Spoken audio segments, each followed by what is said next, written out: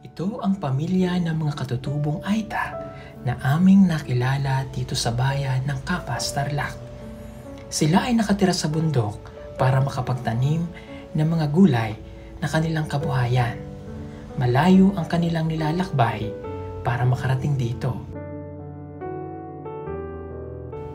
Narito kasi ang mga lupang ipinamana pa ng kanilang mga ninuno, kaya kahit malayo ay nagtsatsaga sila rito.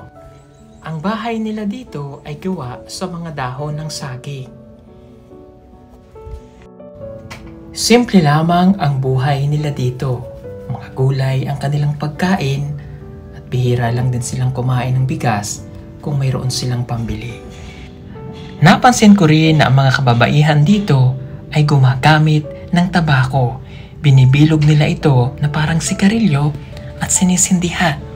Kung sa Mindanao, nagmamama o nagnganganga, dito naman, ito ang kanilang ginagamit.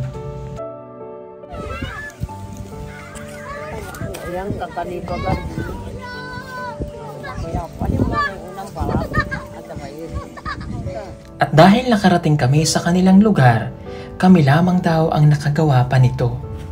At hindi nila inaasahan na mangyayari ito sa kanila.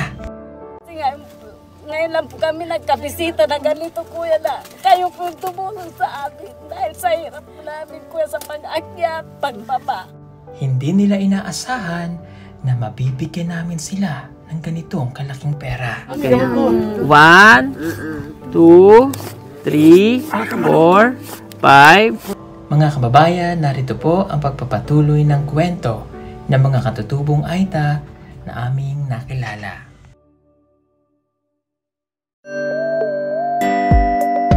Pugong biyahero, ang hero ng masa, ang hero ng masang Pilipino. Handang maggala sa kabundukan para ang ating kababayan ay mapuntahan. Ang pugong biyahero, handa na tulungan malayong kababayan na nangangailangan. Hindi namimili kahit pa na sino. Pugong biyahero, hero ng masang Pilipino.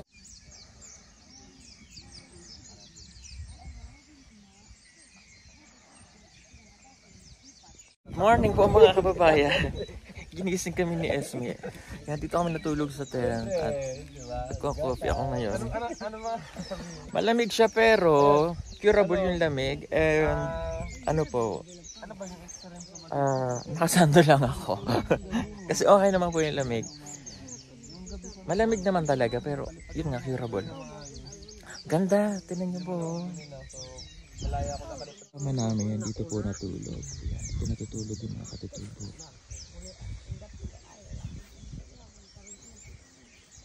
Grabe, lamig na lamig po sila. Dito po sila makatulog. Sobrang lamig. Nagpapainit po sila.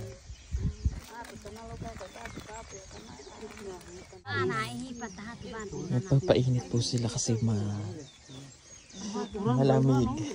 Parang doon sa katutubo rin po sa Mindanao, ganyan sila pag nilalamig.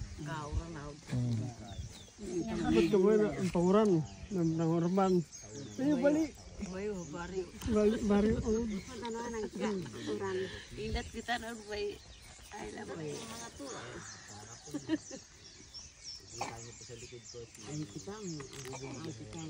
Malamig po. Pag umaga, nasa apoy. Pag umaga, nasa apoy na kayo. Pag gising sa apoy na. Kasi Malamig. Opo.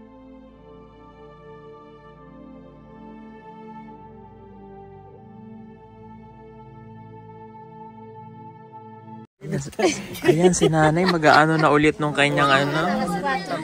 Tabako. hindi na durutan. DVD ang katulong.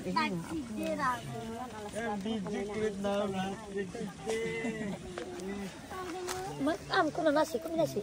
Hindi.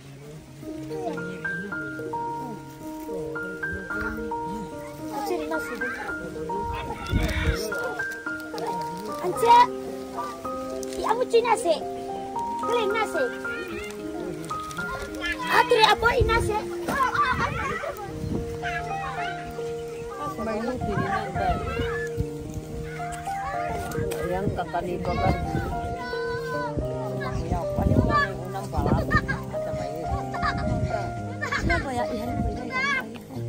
Ay panjay ganyan ang chati itsirat bun na habon na kati.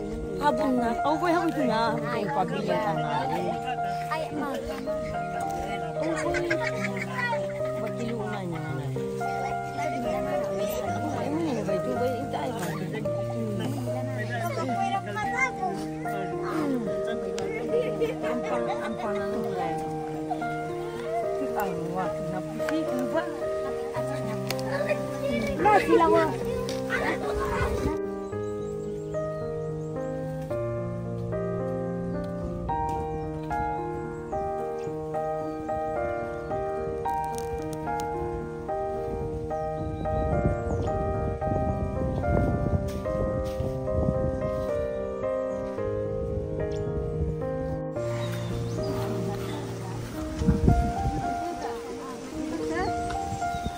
Galing nito, no?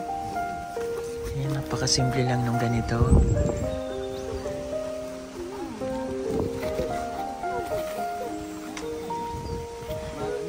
Nakaka-amaze. Kasi at least mayroon akong natututunan. Yun nga, yung ganito, paano rin nga sila mabuhay dito sa bundok, paano yung ginagawa ng mga ita. Different doon sa mga katutubo sa Mindanao na kanilang ginagawa. Nakakatawa, no? Ang galing.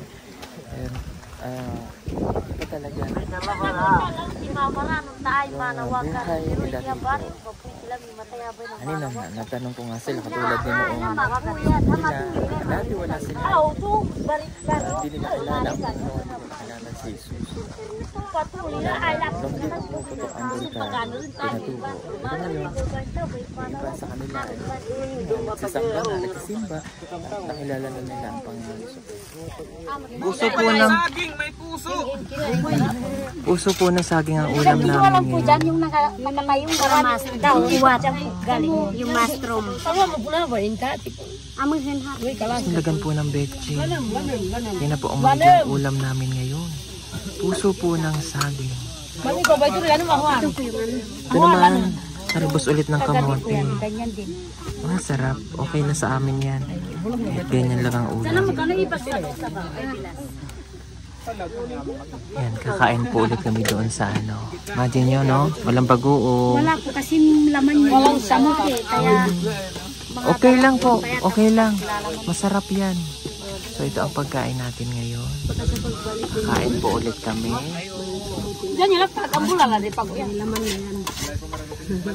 Nilagang puso ng saging na nilagyan ng betchin tapos ito po kami kakain. dagdagan mo sa ibari ka.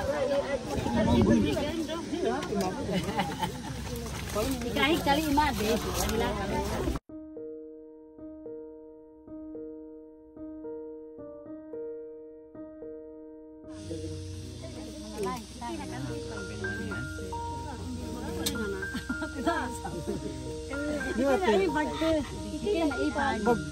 Salamat po halihati ya.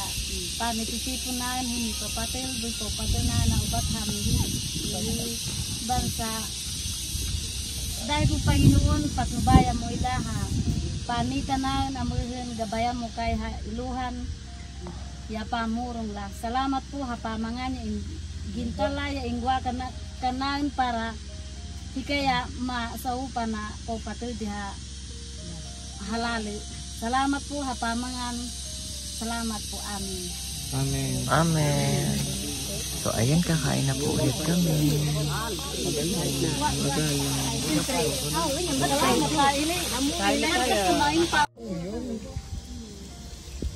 Huwag niyo po kaming intindihin. Okay na po. Sa umagang ito po, singkurituna. Joke lang po. Ano po ito? Ang tawag dyan? Puso ng saging. Hindi, mali. Ano? Saging na may puso. Kasi kami po maliliit yung anak namin, kami po yung nagluluto. Sila naman po, sila po nagtatrabaho. Galing po ng trabaho, kami po nag-init ng hati nila. Akin na. Magluluto. Ito puso ng saging. Asin lang tsaka betchin. Ay, ba't umiiyak ang bata doon sa dulo? Kasi sumama doon. Saan? Umalis na Nauna na yung ibang bata. Umuwi na po. Naligo daw po sa ilog kuya. Nauna na doon sa sasakyan. Mainit. Kaya doon sa apo nila yung Nandun na yun, ang problema. apo na apo laban ha ito.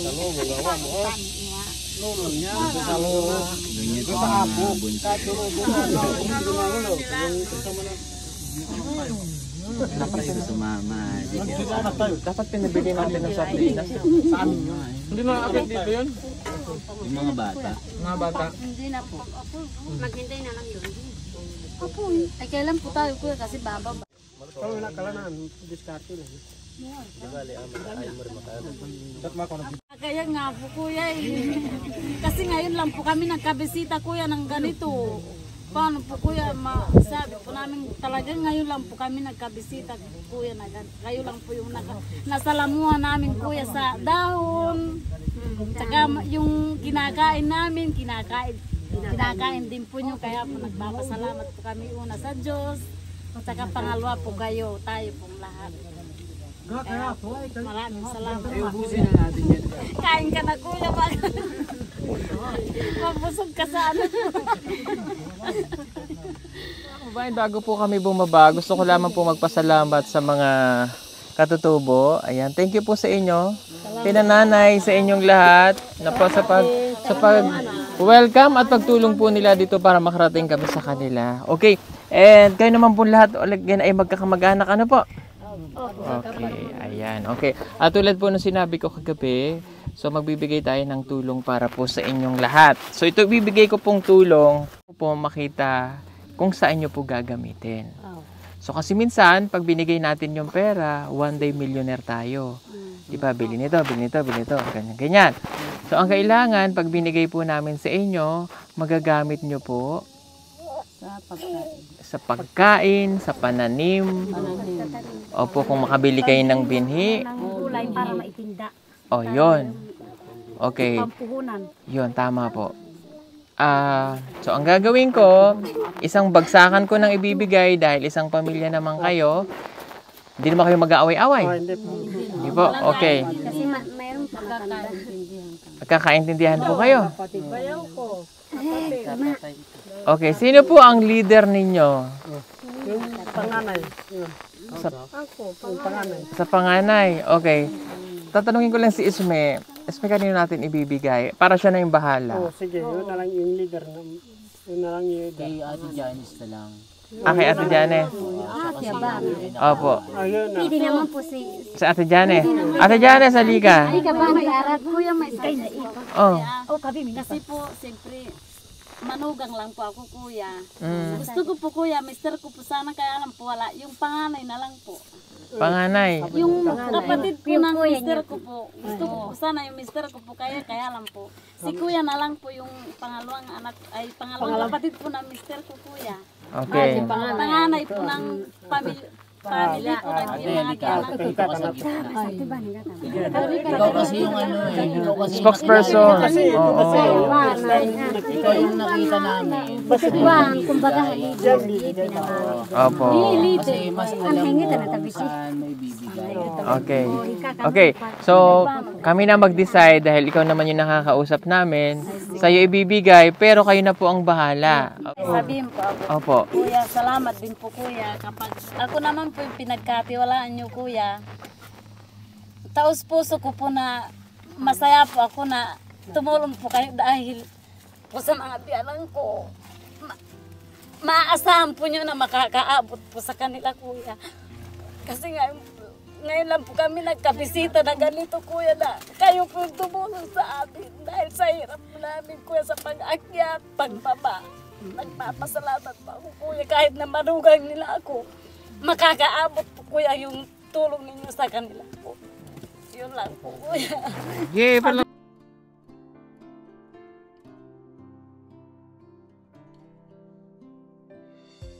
Kasi kuya sa inyo. Kasi po, noong buong buhay ang mga pinuno namin, walang nakapunta sa kanila. Ngayon lang, batang-bata pa kami na ngayon na meron ng nagka-ganitong bisita ngayon. Iyak po kami. Kaya ang kanyang ganun. Okay. Salamat din po kay Kuya. Kasi wala pa. Saan po si Kuya? Si Kuya po, siya po yung nakilala namin sa Caloocan. Nagtitinda po kami ng kamuti. Tsaka luya, gabi. Yun po. Kaya po nagpasalamat din po kami Kuya sa kanya. Opo. Ginamit din po siya ng Diyos na siya po yung nakilala namin.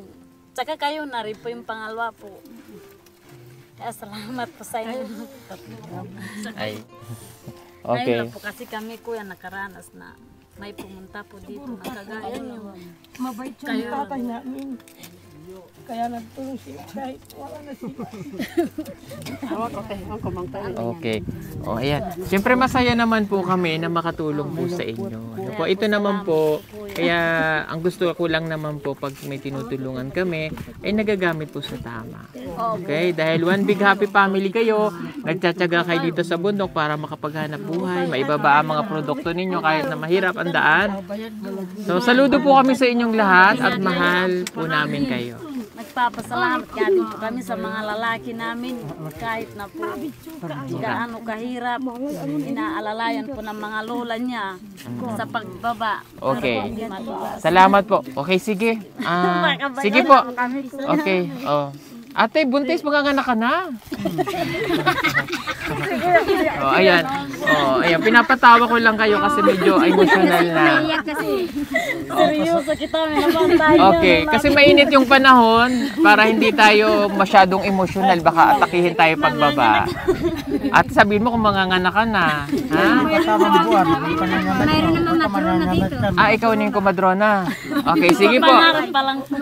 O, eto na. So, ibibigay na po namin yung tulong mula po yun sa mga charity viewers na nanonood po sa amin. At syempre, kay Tita M.A. Moran para sa 25,000 and 25,000 para sa charity viewers. Total of? 50,000. Yay! 50,000! Okay. Salamat po sa Diyos. Salamat din po sa inyo. Yeah, sandali lang po ah. Sila'y first time kami bisita kita. Nakasahod pa Yay!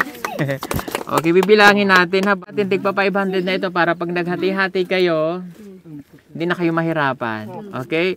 So, dahil 50,000, ang bilang natin dito ay dapat ilan?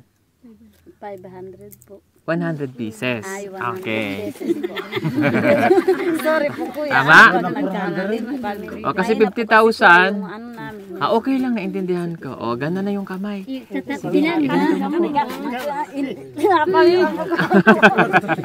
Okay lang yun natin. Sige. Ito naman po kaya bibilangin natin para at least tama po yung maibibigay natin. Ano po? Okay, sige. Okay. 1, 2, 3, 4, 5, 6, 7, 8, 9, 10, 11, 12, 13, 14, 15, 16, 17, 18, 19, 20. 20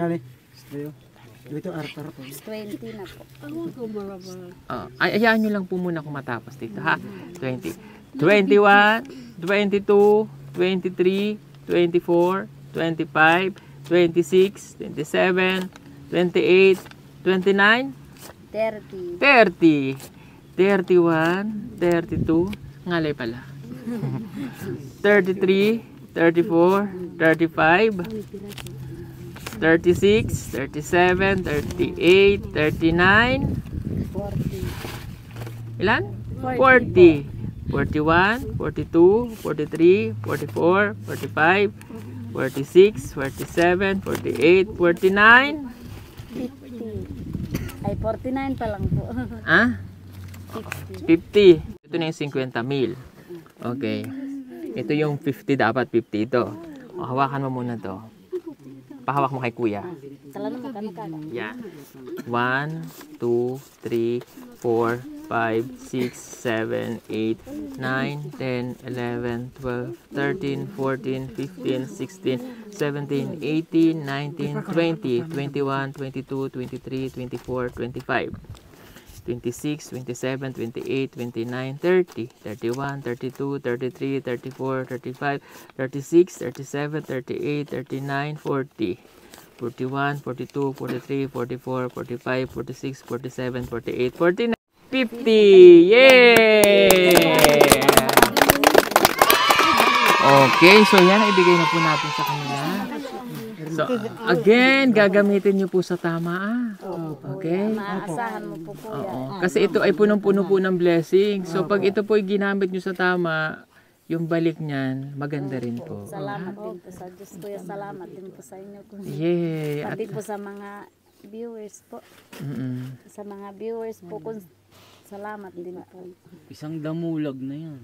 Oo. Damulag na. Kuya, may pangarap nga din nga po sana kami kuya kaya mahihain lang po kami. Mahihain lang po ako kuya. Ano po yung pangarap? Pangarap lang po sana namin kuya na may sasakyan po na yung paghatid po ng luya namin, yun lang po sana kuya yung pangarap po namin kuya. Mahirap po kasi kuya yung kulong-kulong lagi pong nasisira. Ano ba yung sakayan nyo ng luya dapat?